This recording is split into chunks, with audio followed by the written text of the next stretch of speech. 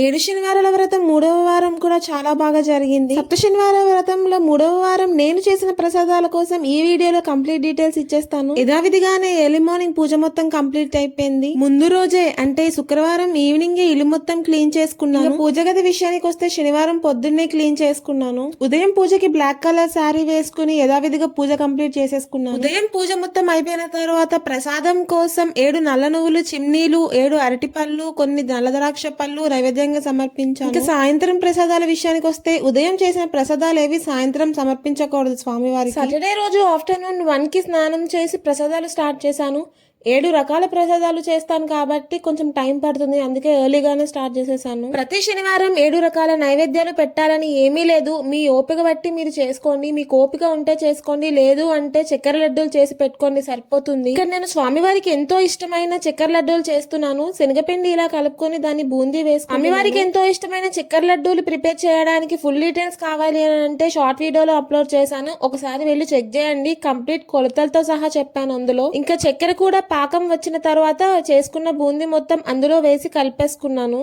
చక్కెర పాకంలో బూందీ మొత్తం నానిన తర్వాత అది కొంచెం వెచ్చగా ఉన్నప్పుడే ఇలా ఉండలు చుట్టేసుకుంటే ఈజీగా అయిపోతుంది. ఈ లడ్డూలు చేయడానికి టైం ఎక్కువ పడుతుందని ఫస్ట్ అవే ప్రిపేర్ చేశాను. దాని తర్వాత అదే ప్యాన్ లో కొంచెం ఆయిల్ తీసేసి పులిహోరకి తాలింపు వేసుకుంటున్నాను.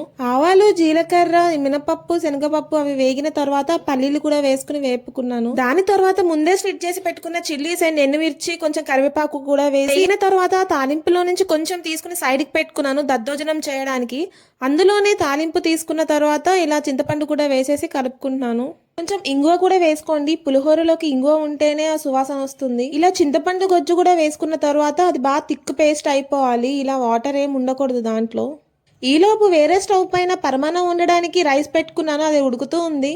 చింతపండు గొజ్జు వేసాక దగ్గరగా అవ్వడానికి టైం పడుతుంది కాబట్టి ఈలోపు దద్దోజనం ప్రిపేర్ చేయడానికి రైస్ పెట్టుకుని దాంట్లో మార్నింగే తోడు పెట్టుకున్న కర్డ్ వేసి ఇలా కలిపేసాను, కొంచెం సాల్ట్ వేసి. దాని తర్వాత పులిహోర చేయడానికి తాలింపు వేసుకున్నాను, దాంట్లో కొంచెం సైడ్ కి తీసానని చెప్పి ఆ తాలింపు ఇలా పెరుగన్నంలో వేసుకుని మొత్తం కలుపుకుంటే దద్దోజనం రెడీ అయిపోతుంది. దీన్ని కూడా ఇలా సైడ్ కి పెట్టేసుకున్నాను. ఈలోపు పులిహోర గొజ్జు కింద మాడిపోతుందేమో అని కలుపుకుంటూ ఉంటున్నాను. దీన్ని ఇలా కలుపుతూ ఉండాలి, లేదు అంటే కింద మాడిపోతుంది.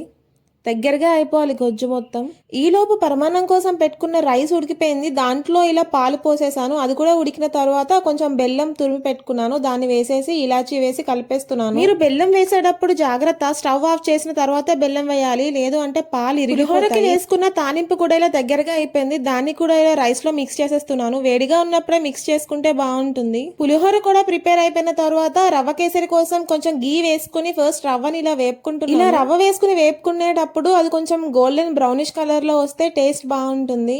నేను రవ్వ కేసరి స్టీల్ గిన్నెలో చేస్తున్నాను కాబట్టి జాగ్రత్తగా వేపుకుంటున్నాను. మళ్ళీ అది మాడిపోతుంది కింద. లో ఫ్లేమ్ లో పెట్టుకుని అది బ్రౌన్ గా అయ్యే వరకు వేపుకుంటున్నాను. రవ్వ మొత్తం వేగిపోయిన తర్వాత దానికి తగినంత షుగర్ కూడా వేసి ఇలా వేపుకున్నాను. షుగర్ కూడా వేసిన తర్వాత మీ దగ్గర మిల్క్ ఉంటే మిల్క్ వేసుకోండి, లేదు అంటే వాటర్ వేసి కూడా చేసుకోవచ్చు. ఫైనల్గా కొంచెం గీ అండ్ ఇలాచీ పౌడర్ వేసుకుంటే రవ్వ కేసరి కూడా రెడీ అయిపోతుంది. ఆ 7 కొండల స్వామికి 7 రకాల ప్రసాదాలు. వీటన్నితో పాటు చలివిడి వడపప్పు కూడా చాలా ఇంపార్టెంట్. వడపప్పు కూడా ముందే నానబెట్టి పెట్టేసుకున్నాను. అటుకులు కూడా షుగర్ వేసి ఇలా కలుపుకున్నాను. వీడియో క్లిప్ తీయలేదు. లడ్డూలు కూడా బాగా వచ్చాయి కదా.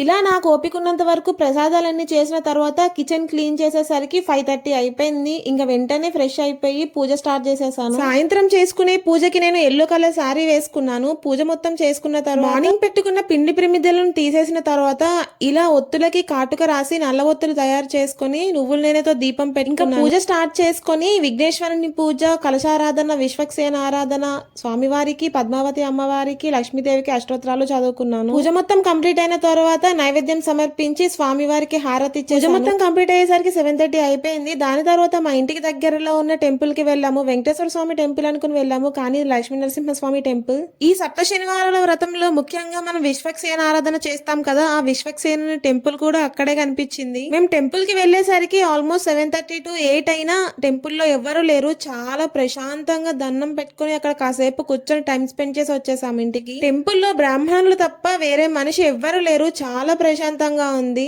ఈ సప్త శనివారాల వ్రతం కోసం కంప్లీట్ డీటెయిల్స్ అండ్ పూజా విధానం కావాలి అంటే కమెంట్ చేయండి. పూజ కోసం నాకు తెలిసింది అండ్ నేను ఎలా చేసుకుంటున్నానో చెప్పేస్తాను. That's it for video and follow for more.